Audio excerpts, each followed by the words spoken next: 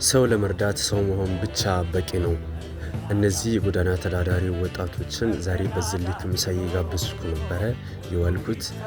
እንግዲህ እነዚህን ወጣቶች ከጎን የሆናችሁ የምትረዱ ሳፖርት የምታደርጉን በሙሉ ከልብ እናመሰግናለን።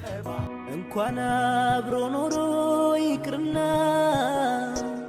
የልጅ ፊት አንዴ እንኳን ያዩት ያባባ ያቅቴ የለም እንዴ ላፍታ እንኳን ችሎ መለየት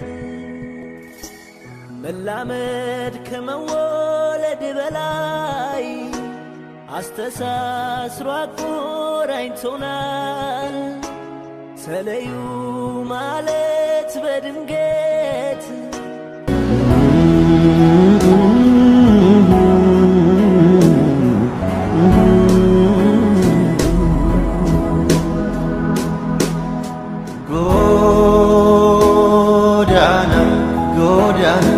ጎዳና